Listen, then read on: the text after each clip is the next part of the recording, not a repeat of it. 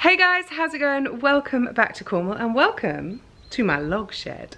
So we're in here today because the forecast isn't great. It's very grey and very drizzly out there, so I figured I'd bring us all into the log shed today because I want to smoke this beautiful piece of wild caught salmon. Now if you look at the colour of this piece of salmon against the stuff that you'd normally find in the supermarket that's kind of pale pink, it's got really thick white lines of fat in between. Although that stuff is tasty, that's made from fish that haven't lived in great surroundings. You can tell because the meat itself is really flabby, really pale. It just doesn't look happy. This is how the meat of a piece of salmon should look. It's really vibrant, it's really dark in colour, it's beautiful. So if you can find it and if you can afford it, because obviously wild caught salmon is more expensive than the mass produced stuff, then I would urge you to try and use this if you possibly can. Will you notice a difference in taste? I believe that you will, but you guys will have to let me know. So today we are smoking. We're actually using a dedicated smoker, but you can do this recipe on a barbecue or over a campfire too. There are lots of kind of hacks and tips, different ways that you can do it using a bucket or a gas barbecue or whatever. So if you haven't got a dedicated smoker like I have, then don't panic. There's plenty of ways that you can still make this magic happen. Now, very quickly, I am hot smoking, but I'm not hot smoking this fish to preserve it. So I'm not using a brine and I'm not smoking it over a very long period of time. All I want to do is cook my lunch, so I'm going to hot smoke it, but quickly and with no brine.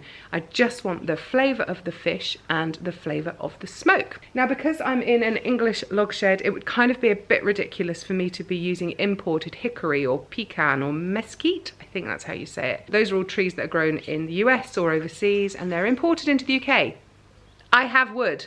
I do not need to be buying anything for my chips. So in this little bowl is some water and the chips that I'm using. Now these are hazel, these were grown on the farm and there's a whole heap of them in there. Hazel is very safe to smoke with, it's a very light smoke and it's really nice with fish, especially oily fish, which is why I'm using it today. Now you soak them in water because that slows down their burning and it creates more smoke, which is obviously what we want. I would urge you, if you have trees in the garden that, you know, you lop branches off every now and then, or if you know a tree surgeon or a gardener or whatever, I would urge you to try and find British grown wood for your wood chip, just because it makes sense. We're good at growing trees in this country, people. We don't need to import our wood chip. Now, the reason that I asked Johnny to cut them into little discs was because these take a little bit longer, obviously, to burn through. When I actually practiced this recipe yesterday, I was using little chips that I just used an axe and I just chipped off these little pieces. These burnt really, really quickly. So I asked him to just cut them into little discs with me using his electric saw, and it took him like all of 3.5 minutes to do this big bowlful. So they've been soaking in water for about an hour, which is absolutely perfect. My smoker is now ready, the temperature is up, and we need to get this salmon on because I don't know if you heard it, but my tummy's rumbling. Let's get on with it. So a quick run through of what we're doing here. Down here is obviously our fire. At this level, so just above the fire, is another bowl, and in that is water. And then obviously this is the rack that we're going to be using to put our fish on to smoke it. So before we put the fish on, I just want to build up some smoke. So I'm just going to chuck a small handful of these pieces in. Sorry, I'm trying to watch what I'm doing to not burn myself and trying to watch it with the camera for you guys. So I'm sorry. So here is our lovely piece of salmon. We've got some lemon juice that I'm going to sprinkle over at the end, and I've also got a digital thermometer. Now the smoker I'm using isn't actually a very good one, and I don't rate the temperature gauge on it at all. It's really, the whole thing actually is really badly built. So I would absolutely 100% recommend using a digital thermometer because you just get an accurate reading of when the food is safe to eat. Doesn't matter so much with salmon so long as it's fresh, because you can obviously eat salmon raw, but if you're doing anything like pork or chicken, it's imperative that you know that you've hit the correct internal temperature. Now this one is by a company called Thermometer, and these are British made, which I absolutely love. They register the temperature within 3 seconds as well, which is really handy when you're sticking your arm into a hot device like this smoker. You don't have to hang around for too long. You know that within 3 seconds you've got an accurate temperature reading. And Thermopen are actually sponsoring today's video, so thank you guys for making my lunch so damn tasty.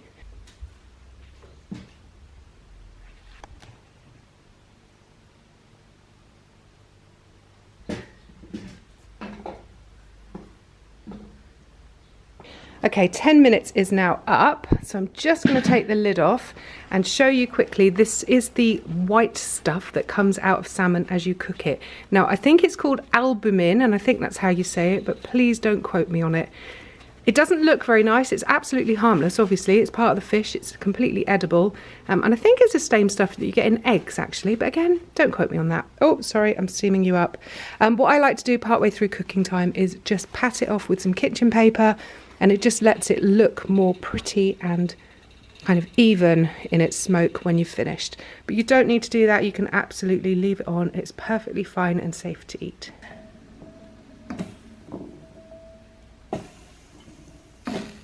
Okay, that's been 20 minutes, so let's just check that internal temperature. Now you just need to push the probe, the tip of the thermometer into the thickest part of the fish, and then just watch those numbers go up.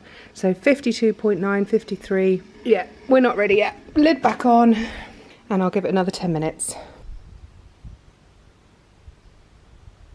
Okay, so it's, ow, I just trod on a splinter.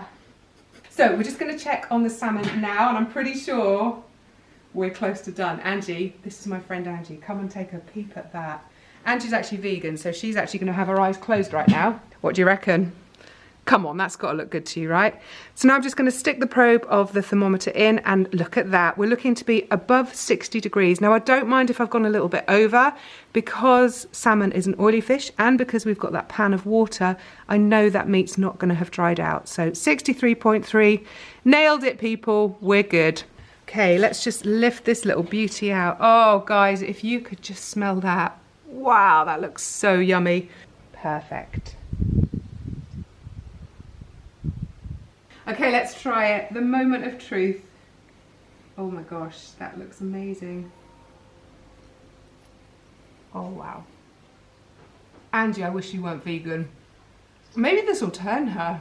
Who knows? That meat is really meaty, bizarrely. You've got the lovely taste of the salmon, but that really soft, gentle smokiness from the hazel. That's absolutely delicious, and that's going to flake beautifully in my salad. Yum. Okay, so that's lunch sorted. I must dash because I'm ravenous. If you'd like to grab your own Thermopen, then pop down to the description box below and you'll find a very generous 20% discount code down there for you to use. And if you pop over to the blog, you'll also find there's a cheeky little competition which gives you the chance to win your very own Thermopen.